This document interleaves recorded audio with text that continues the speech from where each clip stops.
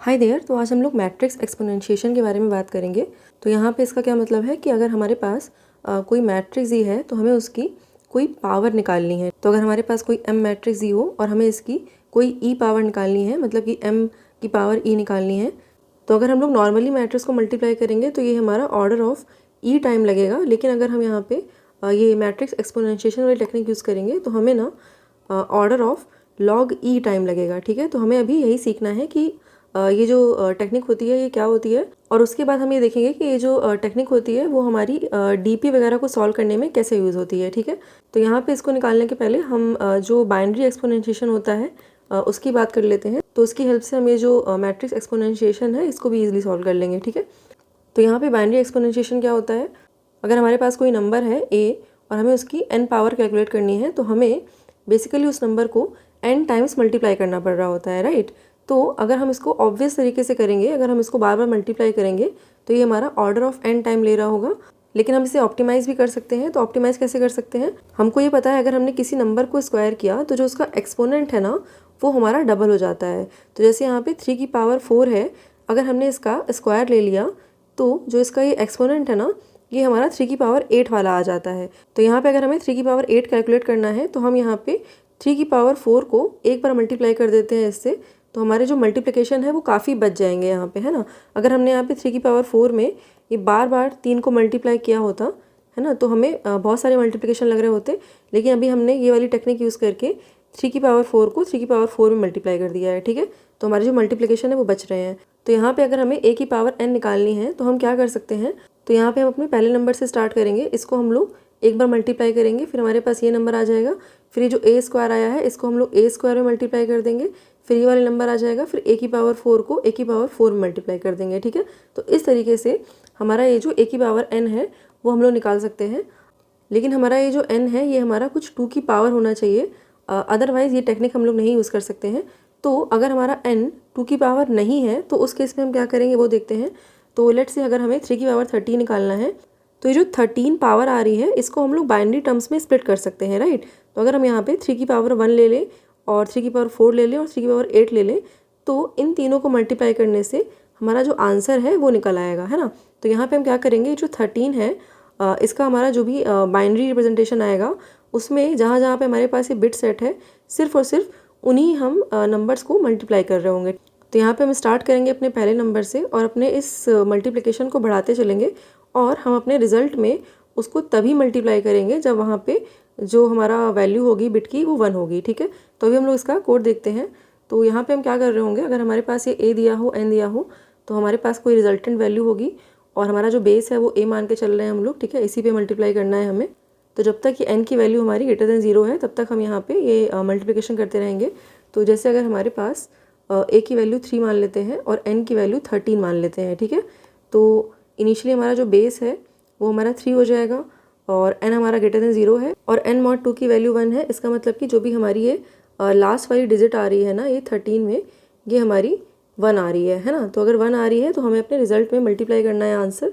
तो यहाँ पे हम रिजल्ट में बेस को मल्टीप्लाई कर देंगे तो रिजल्ट हमारा अभी 3 हो जाएगा।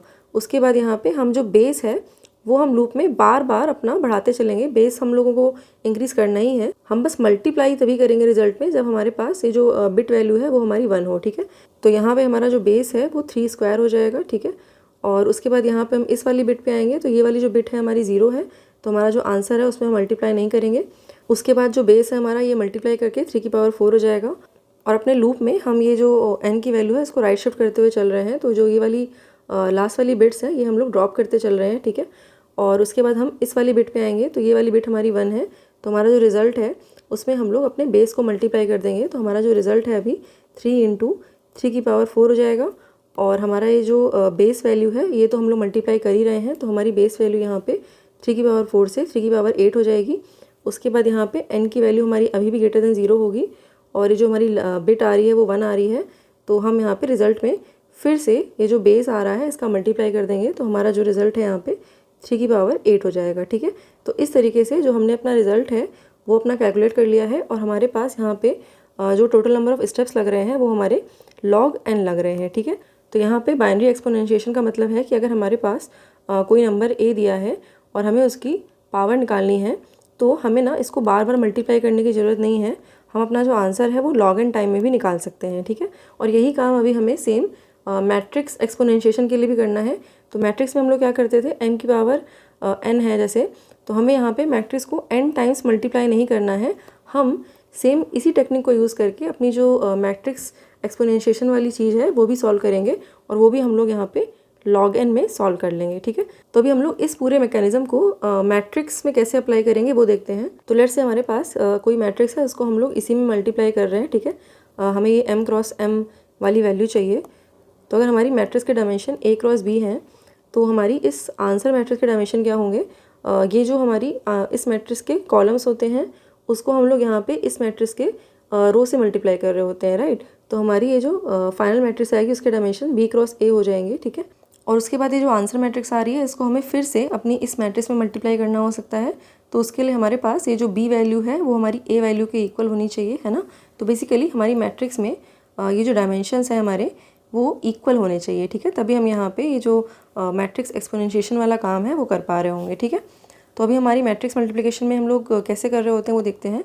तो हम अपनी जो फर्स्ट मैट्रिक्स है उसकी रो को सेकेंड मैट्रिक्स की इस कॉलम से मल्टीप्लाई करते हैं, ठीक है। तो यहाँ पे हमने 1 को 1 से मल्टीप्लाई किया और ये 2 को 3 से मल्टीप्लाई किया और इन दोनों को ऐड करके यहाँ पे डाल दिया, ठीक है। और यहाँ पे सेकंड वैल्यू के लिए हमने क्या किया, इसका जो फर्स्ट रो है इसको इसके सेकंड कॉलम से मल्टीप्लाई करके फिर यहाँ पे डाल दिया। सिमिलरली ये जो थर्ड वाली वैल्यू है इसके लिए हमने इसकी सेकंड वाली रो ली और इसका फर्स्ट वाला कॉलम लिया, और इस वाली वैल्यू के लिए इसकी हमने सेकंड वाली रो ली और इसका हमने ये सेकंड वाला कॉलम लिया, ठीक है। तो हमारी जो मैट्रिक्स मल्टीप्लिकेशन होती है वो कुछ इस तरीके की होती है।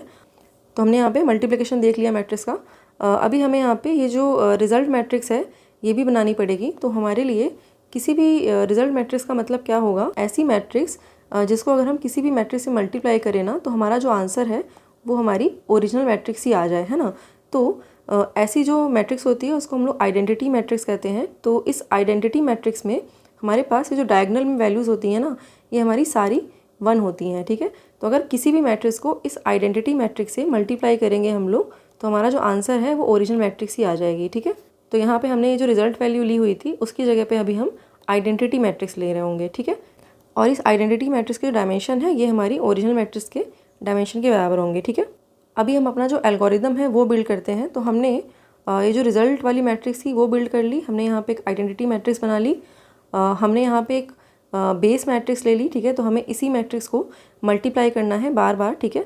और यहाँ पे हम जब तक n की वैल्यू ग्रेटर देन 0 है तब तक यहाँ पे ये लूप चला लेंगे। अगर हमारे पास ये n mod 2 की वैल्यू 1 आ रही है तो हम अपने रिजल्ट में मल्टीप्लाई कर रहे होंगे मैट्रिक्स को। तो यहाँ पे हम result is equals to result into base कर रहे होते थे। तो यहाँ पे हम इन दोनों ही मैट्रिक्स को मल्टीप्लाई करने के लिए एक अलग से फंक्शन लिख लेंगे, और ये जो बेस वैल्यू है इसको हम लोग उसी में बार बार मल्टीप्लाई कर रहे होते थे, ठीक। तो यहाँ पे इस बेस मैट्रिक्स के लिए भी हमने एक मल्टीप्लाई करके फंक्शन कॉल कर लिया है, और इस बेस को बेस से मल्टीप्लाई कर रहे हैं हम लोग, ठीक है। और ये जो n की वैल्यू है इसको हम लोग राइट शिफ्ट कर रहे हैं बार बार, ठीक है। तो डिवाइड बाई 2 कर रहे हैं और at the end of this हमारा जो रिजल्ट मैट्रिक्स आ रही होगी वो हमारा आंसर हो जाएगा। तो हमने ये जो एल्गोरिदम लिखा ये हमारा मैट्रिक्स एक्सपोनेंशिएशन का एल्गोरिदम है, ठीक है। तो यहाँ पे हमने अपनी किसी मैट्रिक्स m की n पावर निकाली है, ठीक है। तो हम अपनी मैट्रिक्स को n टाइम्स मल्टीप्लाई कर रहे हैं, ठीक है। और ये वाला जो काम है ये हमारा n टाइम के बजाय order of log n time में हो जा रहा है, ठीक है। क्योंकि हमने यहाँ पे ये वाली जो टेक्निक है एक्सपोनेंशिएशन वाली ये यूज़ करी है, ठीक है। तो अभी मैट्रिक्स एक्सपोनेंशिएशन का मतलब बस इतना ही है कि हमने अपनी एक के एल्गोरिदम लगा करके ये जो मैट्रिक्स की पावर है ये इसको हमने log n में निकाल लिया है, ठीक है। अभी हम ये देखते हैं कि ये जो हमने मैट्रिक्स एक्सपोनेंशिएशन निकाला है इसका हमारा यूज़ कहाँ पे होता है। तो इसकी जो नीड है ये हम लोग एक एग्जाम्पल की हेल्प से समझेंगे, ठीक है। तो लेट्स से हमारे पास कोई एक फाइबोनाची सीक्वेंस दिया हुआ है, ठीक है। और हमारे पास हमें ये पता होता है कि कोई भी जो फाइबोनाची सीक्वेंस होता है उसकी कोई भी जो वैल्यू होती है वो उसके प्रीवियस 2 टर्म्स की वैल्यू का एडिशन होती है ना। तो अगर हमारे पास यहाँ पे fn+1 की वैल्यू हम लोग निकाल रहे हैं तो this will be equal to fn + fn-1, है ना। तो हमारे ये जो 2 प्रीवियस टर्म्स आ रहे हैं इनको हम लोग एक एज अ स्टेट लिख सकते हैं, ठीक है। तो अगर हमने यहाँ पे एक मैट्रिक्स जैसी बना ली ये fn और fn-1 के लिए, तो ये एक स्टेट है और इस स्टेट से हमें अपनी नेक्स्ट स्टेट में जाना होगा, ठीक है।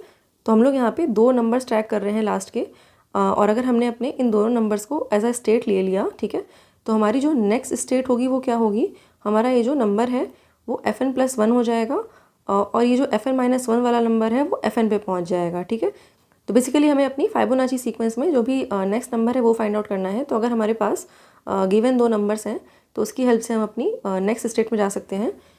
तो हम अपनी नेक्स्ट स्टेट में जा पा रहे हैं गिवन स्टेट से, इसके लिए हम अपनी इस स्टेट को किसी एक मैट्रिक्स से मल्टीप्लाई कर रहे होंगे। ठीक है, तो हमारी ये जो मैट्रिक्स है ये हमारी एक 2x1 वाली मैट्रिक्स है। ठीक है, और इसको हम लोग एक मैट्रिक्स से मल्टीप्लाई करेंगे जिससे हमारी ये वाली मैट्रिक्स आ जाएगी, मतलब कि आंसर वाली मैट्रिक्स आ जाएगी। ठीक है, तो हम अपनी करंट स्टेट में एक मैट्रिक्स का मल्टीप्लिकेशन लेते हैं जिससे हम अपनी इस फाइनल स्टेट में पहुंच जाएंगे। ठीक है, तो हम ये मान के चल रहे हैं कि अगर हमने इसको किसी एक मैट्रिक्स से मल्टीप्लाई किया तो हम अपनी इस फाइनल स्टेप में पहुंच रहे हैं। अभी हमें ये जो मैट्रिक्स है ये हमें नहीं पता है कि क्या है, तो हमें ना अपनी ये जो मैट्रिक्स है ये फाइंड आउट करनी है। ठीक है, तो यहाँ पे हमारे पास ये जो स्टेट है इसमें हमारे पास 2 टर्म्स थे, हमारे पास ये 2 रोज हैं 1 कॉलम है, और हमारे पास ये जो नेक्स्ट स्टेट आ रही है इसमें भी 2 रो और 1 कॉलम है। तो अगर हमने अपनी मैट्रिक्स को इससे मल्टीप्लाई किया तो मल्टीप्लिकेशन के लिए जो ये वाली वैल्यू होती है वो हमारी इस वैल्यू के इक्वल होनी चाहिए, राइट। तो हमारी ये जो b की वैल्यू है वो हमारी 2 वैल्यू के इक्वल होनी चाहिए। और उसके साथ साथ अगर हमने इन दोनों मैट्रिक्स को मल्टीप्लाई किया है तो जो हमारी आंसर मैट्रिक्स होगी उसके डायमेंशन हमारे a×1 होंगे, है ना। ये a और ये 1 है ना, तो ये जो a×1 है दैट इज़ बेसिकली 2×1। तो हमारे पास ये जो a और b की वैल्यू है यहाँ पे वो हमारी 2 हो जाएगी। ठीक है, तो इस मैट्रिक्स के जो डायमेंशंस हैं वो हमारे 2×2 डायमेंशन हो जाएंगे। इतना हमें पता चल गया है। अभी हमें मैट्रिक्स नहीं पता है कि क्या है, अभी हमें सिर्फ इसके डायमेंशन पता चले हैं। तो हमने अपनी इस मैट्रिक्स को अपनी इस मैट्रिक्स से मल्टीप्लाई किया तो हमारी ये जो नेक्स्ट स्टेट थी फाइबोनाची सीक्वेंस की आ गई थी। तो अगर हम यहाँ पे इन वैल्यूज़ का मल्टीप्लिकेशन करें तो हमारा जो आंसर है वो क्या आ रहा होगा, हम इस वाली रो को इस वाले कॉलम से मल्टीप्लाई कर रहे होंगे, तो ये a×fn कर रहे हैं और ये b×fn-1 कर रहे हैं। ठीक है, और ये जो ये वाली रो है इसको हम लोग यहाँ पे मल्टीप्लाई कर रहे हैं, तो ये c×fn ले रहे हैं और ये d×fn-1 ले रहे हैं। ठीक है, तो हमने अपनी इस मैट्रिक्स को मल्टीप्लाई करके फाइनली इस मैट्रिक्स पे आ गए। तो जो ये वाली मैट्रिक्स है ये हमारी इस नेक्स्ट वाली स्टेट के बराबर आ रही है ना।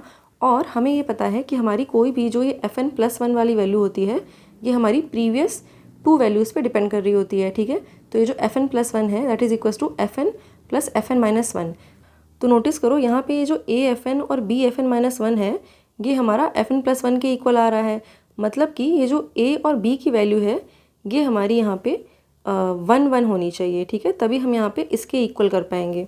ठीक है, और ये जो c_fn प्लस d_fn-1 है ये हमारा इस fn के इक्वल आ रहा है। ठीक है, तो इसको इसके इक्वल होने के लिए ये जो c की वैल्यू है ये हमारी 1 होनी चाहिए और उसके साथ साथ ये जो d की वैल्यू है ये हमारी 0 होनी चाहिए। ये वाला जो टर्म है ये तो आ ही नहीं रहा है ना यहाँ पे।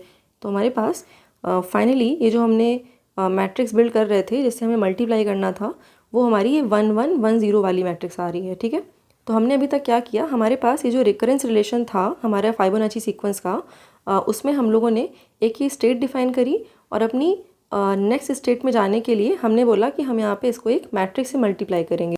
और ये जो मैट्रिक्स थी हमने अभी उसको कैलकुलेट करके निकाल लिया है कि हमारी जो मैट्रिक्स है वो क्या होनी चाहिए। ठीक है, तो हमारी ये जो मैट्रिक्स है वो हमने निकाल ली है और ये हमारी बहुत ही क्रूशियल मैट्रिक्स है हमारे आंसर बिल्ड करने के लिए। हमको ये पता है कि हमने अपनी मैट्रिक्स को एक बार मल्टीप्लाई किया था अपनी स्टेट में तो हम अपनी नेक्स्ट वाली स्टेट में पहुंच गए थे, है ना। अगर हम अपनी मैट्रिक्स को 2 बार मल्टीप्लाई करेंगे तो इसका मतलब कि हम उसके आगे वाली स्टेट में पहुंच जाएंगे। अगर हम अपनी मैट्रिक्स को 3 बार मल्टीप्लाई करेंगे तो उसके आगे वाली स्टेट में पहुंच जाएंगे। तो नोटिस करो हमें अपनी सिर्फ ये जो मैट्रिक्स है इसी को बार बार मल्टीप्लाई करना है हमारी ये जो ओरिजिनल स्टेट आ रही है उसमें, और हम लोग अपनी जिस भी स्टेट में जाना चाहेंगे उस स्टेट में पहुंच सकते हैं हम लोग। ठीक है, तो अगर हमने यहाँ पे इसको एक बार मल्टीप्लाई किया तो हम अपनी नेक्स्ट स्टेट में जा रहे हैं, अगर हमने इसको k बार मल्टीप्लाई किया तो हम अपनी kth स्टेट में पहुंच जाएंगे। तो यहाँ पे अगर हमने अपनी इस मैट्रिक्स को k बार मल्टीप्लाई करा अपनी इस करंट स्टेट में तो हम इस वाली स्टेट में पहुंच जाएंगे, मतलब कि ये fn+k और ये fn+k-1 वाली स्टेट में। ठीक है, तो ये बहुत ही क्रूशियल चीज़ निकाल ली हम लोगों ने।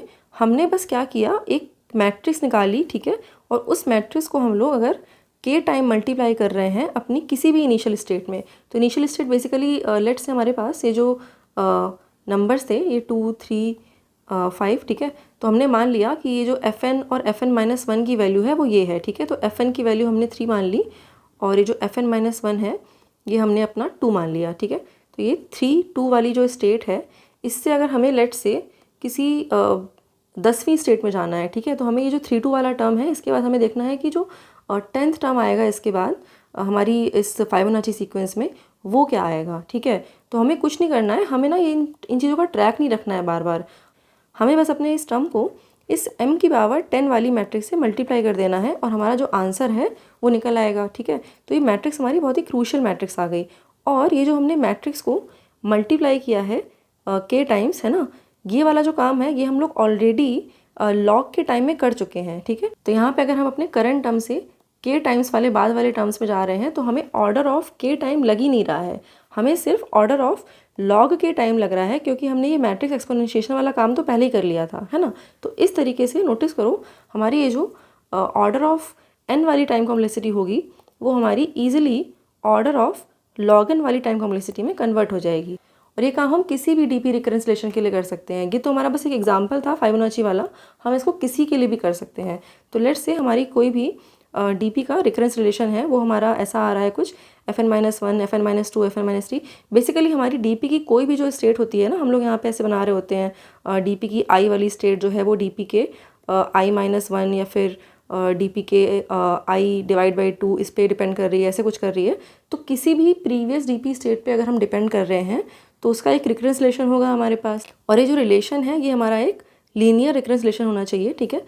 तो इस रिलेशन में हमारे पास जितने भी टर्म्स होंगे तो हम उनको एज अ मैट्रिक्स ले सकते हैं, और ये जितने भी टर्म्स हैं हमें उतने ही क्रॉस की मैट्रिक्स चाहिए होगी, ठीक है। तो जैसे अगर हमारे पास ये k टर्म्स हैं तो हमें यहाँ पे k क्रॉस k की ये वाली जो मैट्रिक्स है वो चाहिए होगी, और हम अपनी इस मैट्रिक्स की हेल्प से किसी भी पॉइंट पे जो भी हम टर्म निकालना चाहते हैं ना आगे वाला, वो ईजिली निकाल सकते हैं, ठीक है। हमें ना बहुत एक एक करके आगे बढ़ने की ज़रूरत नहीं है, हम अपने डीपी के किसी भी फर्स्ट टर्म से डीपी के nth टर्म में in order of log n पहुंच जाएंगे, ठीक है। तो अगर हमारे पास ये जो n की वैल्यूज़ हैं काफ़ी बड़ी दी हूँ और हमारा जो ऑर्डर ऑफ n वाला सॉल्यूशन है ये हमें टाइम लिमिट दे रहा हो, तो हम यहाँ पे इजीली ये जो मैट्रिक्स एक्सपोनेंशिएशन वाली टेक्निक होती है ना वो यूज़ कर सकते हैं, और वहाँ पे हम लोग ऑर्डर ऑफ log n में अपना जो सॉल्यूशन है वो बिल्ड कर सकते हैं, ठीक है। तो ये जो मैट्रिक्स एक्सपोनेंशिएशन की टेक्निक है इससे रिलेटेड एक प्रॉब्लम है, problem number 3700 of LeetCode. You should check that out. I will post the link for that in the description of this, ठीक है। So yeah, I think that was all for this video. Thank you for watching. I'll see you next one. Bye bye.